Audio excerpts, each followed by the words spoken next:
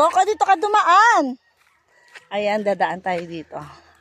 Aalamin natin yung mga pinaglalagyan ng mga muhon-muhon. Ayun. Yan, nasukat na dun.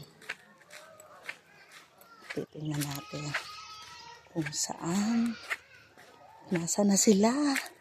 Alayo. Saglit! Wait lang, wait! Yan, alamin natin dito kung nasa saan. Ayan, sila mama baby. Naunawaan ko na sa drawing. Ano yan? Ano yan? Kaya ako sumama. Hanggang saan daw, ate? Ha? Are gagano pag ano. Dito mag-umpisa ang ano, yung isang titulo. Dito mag-umpisa. Ah. Tapos papunta doon. Bale, ito po, ito. Sir, are. Hindi naman pala pumasok din. May ano naman sila. May palatandaan talaga. Ah, yan talaga. Sir, ito. Ah. Oo, yan. Ano po, gagawin na lang yan, daan? Hindi. Daan. Oh, daan. Hanggang dito, daan. Yun. Are, di halimbawa, Neng, halimbawa, binakuran yan, diretso. Oo. Gaganon. Oo. Halimbawa, di yan, diretso. Oo. Tapos gaganon.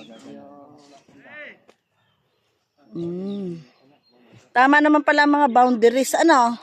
Ay, may buko. Kaya nga. Ilang mga palatandaan nila buko, naririnig ko eh. Kaya nga. Tama pala ang mga boundaries. Ate Chabeng! May kalamyas doon. O, ano yun? Ayun, tinatawag na ako. Kiti mo, may muhon.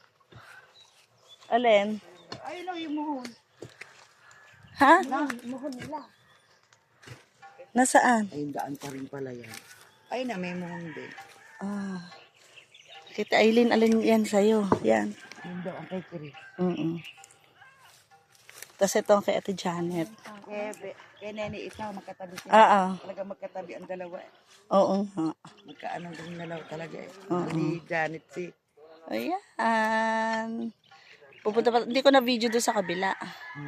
Sa kabila ng bahay. Ang gandong pa raw eh. Mm-mm. Malaki no.